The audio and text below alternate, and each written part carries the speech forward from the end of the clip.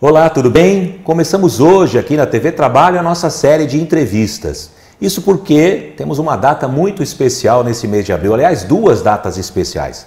O Dia da Educação de Surdos e o Dia Nacional da Linguagem Brasileira de Sinais, Libras. E para falar sobre esse assunto, nós convidamos aqui o professor Rogério Gonçalves dos Santos, que é professor de Libras do Instituto Federal de São Paulo, aqui no campus de Jacareí, cidade vizinha a São José dos Campos, no estado de São Paulo. E olha, devido à grande quantidade de pessoas surdas e deficientes auditivos no Brasil, muitos são os alunos, mas poucos são os professores que realmente estão preparados para atuar com eles. A Lei 5.626 de 2005 instituiu o ensino de Libras para todos os cursos de formação dos professores, sejam eles de nível superior, médio ou de magistério. Mas algumas instituições ainda não disponibilizam essa disciplina. É o caso, aliás, não é o caso do nosso Instituto Federal de São Paulo, que já tem a disciplina de Libras, e eu quero aqui cumprimentar o professor Rogério, agradecer pela presença. Professor, seja bem-vindo. Muito obrigado, eu que agradeço a oportunidade. Bom, começando pelo Dia Nacional de Educação do Surdo, né? Nós vivemos aí uma evolução da educação do deficiente auditivo, mas do efetivamente surdo, né? Há vários mitos sobre isso, de que todo surdo é surdo e mudo. Nós passamos por uma fase do oralismo, de tentar fazer a pessoa com deficiência auditiva ou o surdo aprender a falar, né? Então nós temos diversos tipos de pessoas, de indivíduos surdos no país. Mas eu queria que o senhor abordasse um pouquinho dessa necessidade da educação mesmo para a pessoa surda e por que o sistema de Libras. Sim, bom, em primeiro lugar, a própria comemoração que nos traz aqui agora é realmente um fato muito importante, que foi a definição da Libras, que é a língua brasileira de sinais, como uma língua oficial no país. Isso realmente foi... houve uma mudança radical no que se refere à educação, uma vez que ela foi definida como língua oficial, usada pelas comunidades surdas e usuários da língua, né? Porque uma coisa é você ser surdo, outra coisa é você ser deficiente auditivo e outra coisa é ser usuário da Libras, porque não necessariamente todos os surdos sabem a língua de sinais, né? Assim, sofrem do problema do ensino, assim como nós temos pessoas analfabetas que não sabem a língua portuguesa. Então, assim, há muito que se comemorar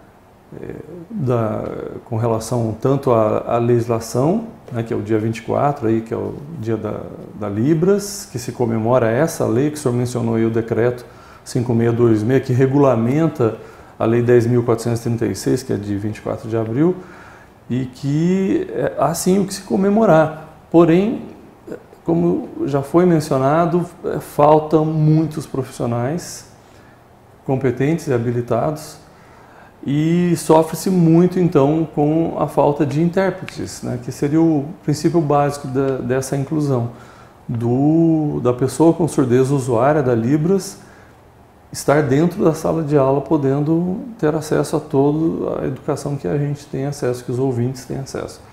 Mas realmente é uma crise muito grande, uma falta de intérpretes capacitados e habilitados, e é o que quem obviamente está sofrendo muito com isso é a própria comunidade surda, que, como o senhor já mencionou, é uma população de aproximadamente 15 milhões de pessoas. A gente diria que não são 15 milhões de usuários da Libras, mas muito provavelmente coisa de 10 a 12 milhões são usuários da língua brasileira de sinais e não têm acesso à educação por vários fatores, mas um deles é, infelizmente, a falta de profissionais na sala de aula, nas instituições, né? Aí vários outros fatores explicam isso, né? A gente tem uma restrição orçamentária que não possibilita a contratação de intérpretes em número suficiente. E nós temos dois problemas aí, né? Que é a necessidade de termos intérpretes de Libras, quer dizer, professores habilitados para ensinar a partir do método da linguagem brasileira de sinais, e a inclusão desses alunos nas redes públicas, porque a proposta é a inclusão numa escola normal. E como conviver, né, com alunos que precisam aprender com o método tradicional, com aqueles que necessitam da linguagem de sinais. Como é que o professor precisa estar habilitado? Como é que a escola pode estar preparada? Como é que está essa discussão toda na comunidade dos surdos? O senhor tocou numa questão realmente muito importante, porque muitos imaginam que a solução está apenas em colocar o intérprete em sala de aula. Essa é uma parte do processo. Porque, sem dúvida, o papel do intérprete, como o próprio nome diz, é fazer a mediação entre o professor, o aluno surdo e o professor. Não é o intérprete que ensina, quem ensina é o professor.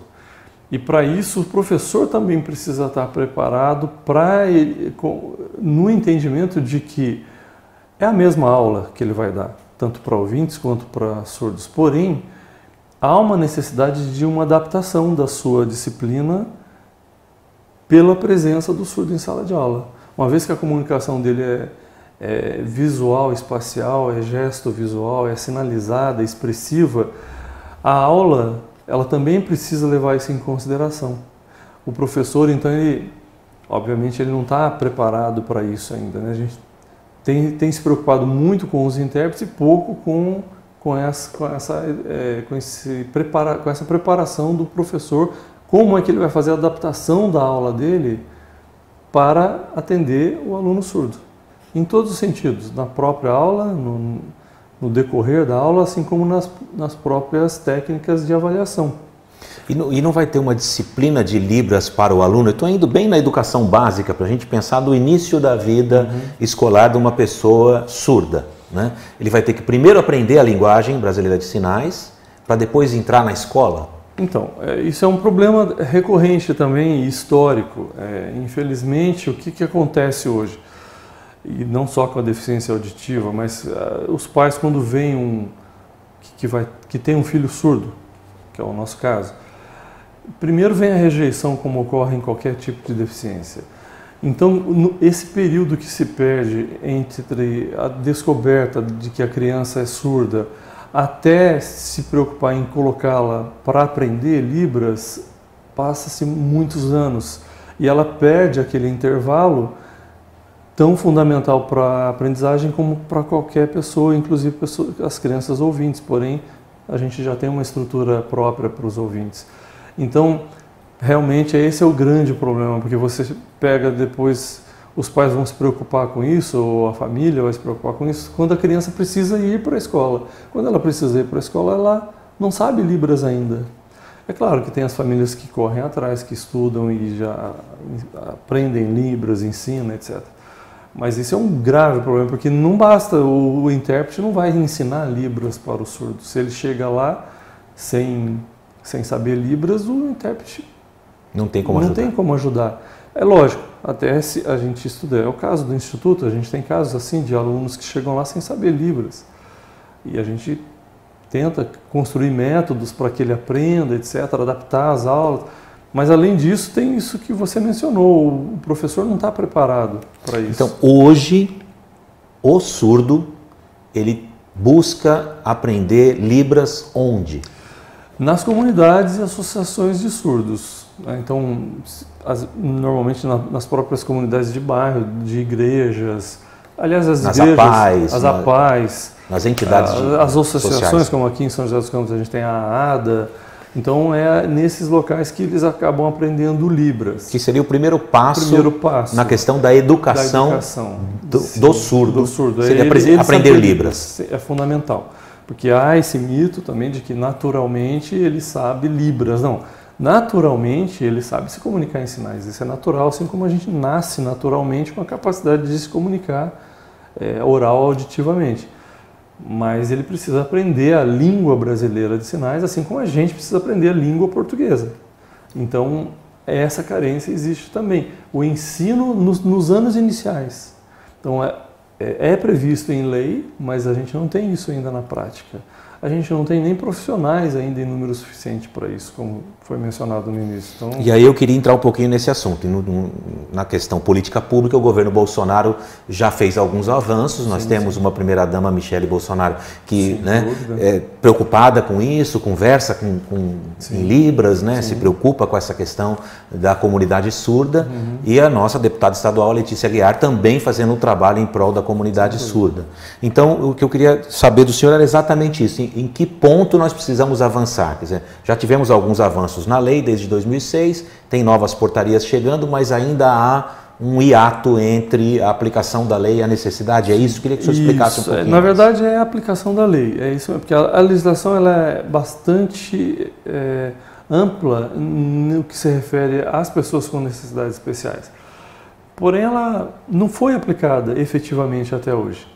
E a gente vê nesse governo, e eu venho há anos acompanhando alguns governos e indo até eles, tentando levar essas demandas, e sinto nesse governo uma aproximação muito mais concreta. O fato da deputada, por exemplo, ter me recebido, coisa que nenhum outro fez, sempre foi protelando, etc, etc.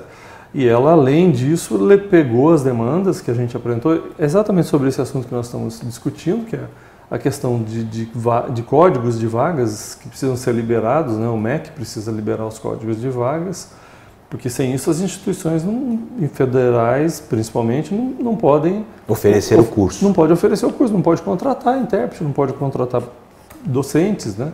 Além disso, nessas demandas apresentadas para a deputada Letícia Aguiar, também nós apresentamos a questão do Exame Nacional de Proficiência, que é o ProLibras, que é instituído pela mesma lei, da qual nós vamos comemorar. Que não agora, acontece desde quando? Que não acontece desde 2015.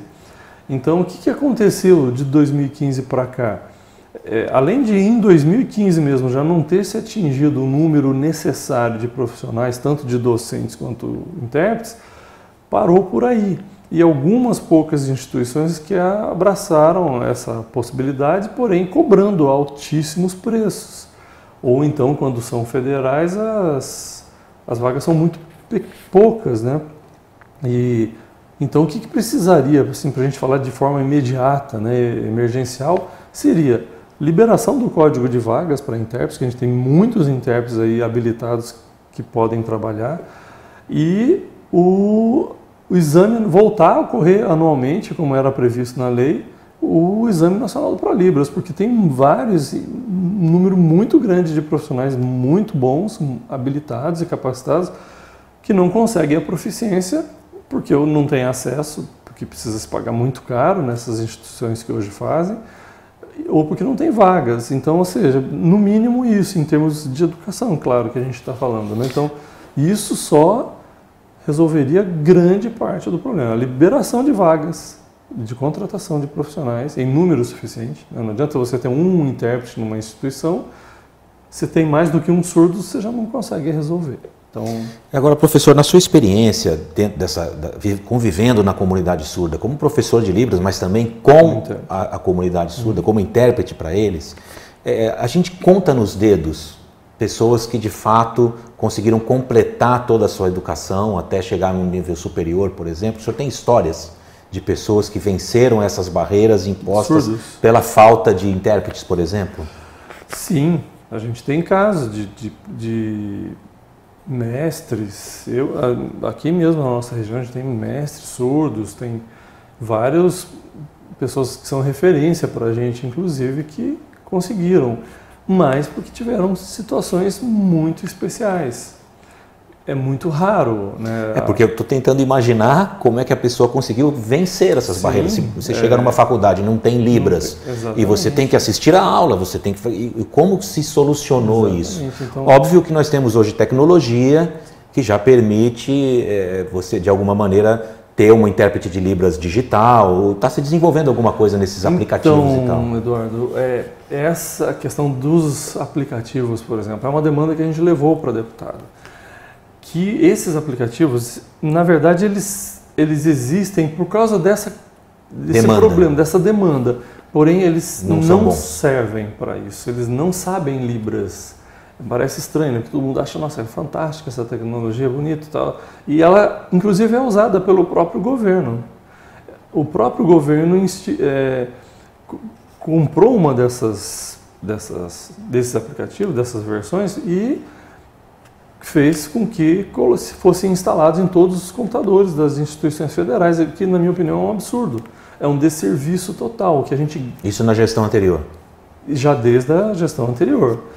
E isso é um desserviço. Tudo que nós, como educadores, professores de Libras, tudo que a gente faz para ensinar, esses aplicativos desensinam, se é que existe essa palavra, porque aquilo não é Libras, aquilo é o que a gente chama de português sinalizado, mal e porcamente. Mas o surdo, obviamente, apesar de Libras, ele aprende a ler. Então, esse é um outro problema. É uma outra questão. Está previsto na própria lei de Libras que Libras é a língua das comunidades surdas, tem uma série de questões culturais próprias dos surdos. Eles têm o direito de usar e têm o direito de ter intérpretes onde ele estiver, serviço público, etc, etc. Mas existe um parágrafo único, que é a Libra, na própria lei de Libras, 10.436. A Libras não substituirá a modalidade escrita, que é a língua portuguesa. Consequentemente, ele precisa saber a língua portuguesa. Mas não é oferecido para ele as condições do aprendizado.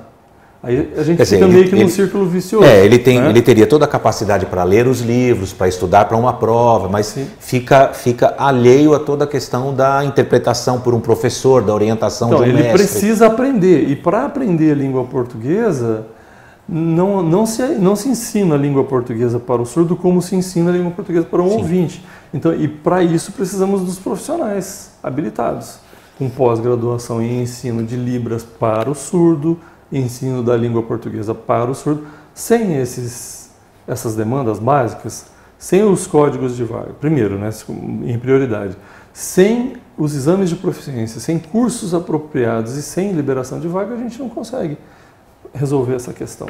Né? Então, apesar dos avanços, apesar de uma lei avançada, apesar de termos até algo para comemorar nesse Dia Nacional da Educação de Surdos e no Dia Nacional de Libras, ainda temos que avançar demais. Eu queria que o senhor colocasse, na sua opinião, os pontos principais. Não nas questões legais, mas da sociedade como um todo. A gente precisa avançar em que sentido? No sentido de entender que não é só uma linguagem, como todo mundo fala, a linguagem de sinais. Não é uma língua natural. Ela tem uma história, ela tem uma gramática própria. Isso que diferencia a língua da linguagem. Ela tem um contexto cultural próprio e que nós vivemos nessa sociedade que ela ainda não entende isso. E a gente está falando só de surdez, a gente sabe que isso ocorre com várias outras deficiências. Mas as pessoas não entendem isso, né? A importância de ter um intérprete para todos os eventos, para todas as situações. E como é importante que todos se preparem, como você mesmo mencionou no início. A gente tem experiências como é o caso do Rio Grande do Sul, por exemplo, do ensino de Libras desde os anos iniciais para todos. Então isso faz uma diferença muito grande na sociedade, porque o surdo ele realmente consegue conversar com todo mundo.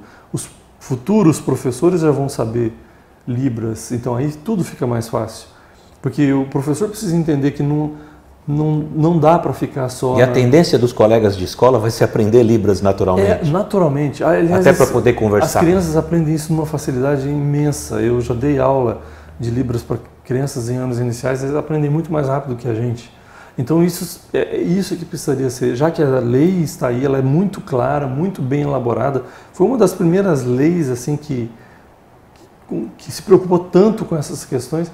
Ela só precisa ser aplicada. Foi isso que eu levei para a deputada Letícia. Ela também ficou surpresa, falou, nossa, mas já está tudo aí, só está faltando aplicar. Vontade política. Vontade política de fazer, porque é o que está faltando. A sociedade tem entendido bem isso, né? As pessoas aprendem Libras, a gente dá os cursos de formação continuada lá no Instituto, que as pessoas da comunidade podem ir, as pessoas estão interessadas, mas o que elas sentem eu saio daqui formado e não tenho onde trabalhar. Porque não tem... E aí tem essa questão do mercado de trabalho também, para a gente finalizar, né? Sem a devida educação, como é que a comunidade surda vai trabalhar. A gente tem uma informação aqui que apenas 80 mil pessoas em todo o Brasil com nível de surdez alta trabalham com carteira assinada. É muito pouco. Num universo de quase 15 milhões. Exato. Então, antes de ser um problema de mercado, a contratação de surdos auditivos tem sua raiz no acesso à educação básica e superior, porque sem isso ele também não consegue emprego. Exatamente, porque ele aí ele fica naquela situação. Ele precisa ter formação e aí a própria formação de Libras pode possibilitar a ele uma vaga no mercado de trabalho. Sem dúvida. Isso é o que está...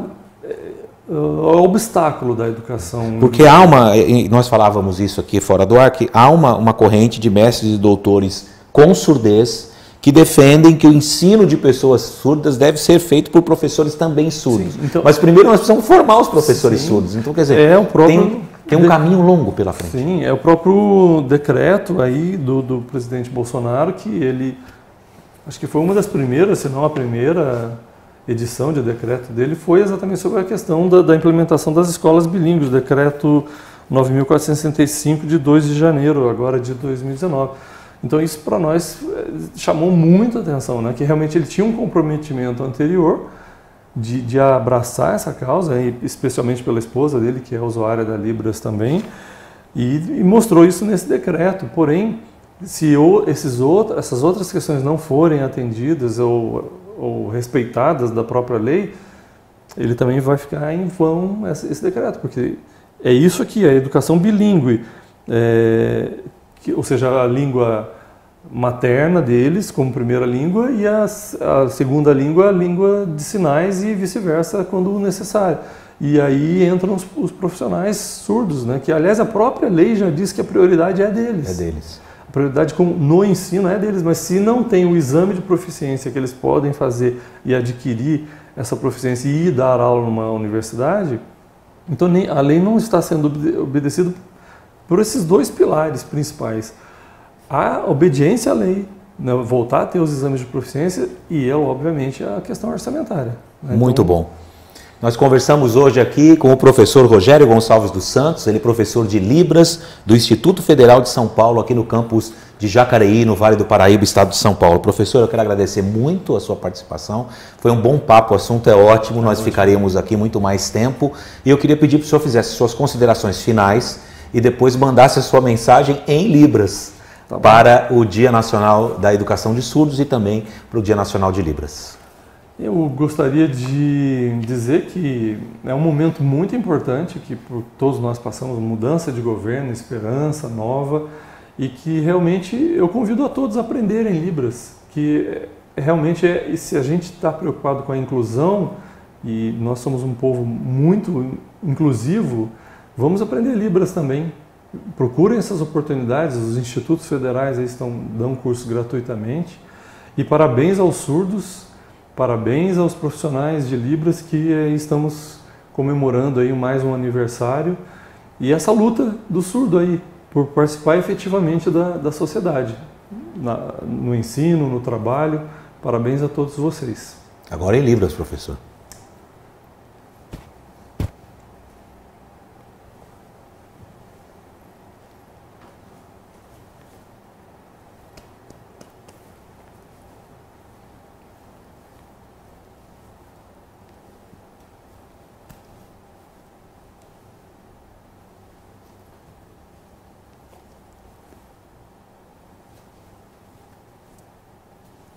É isso aí.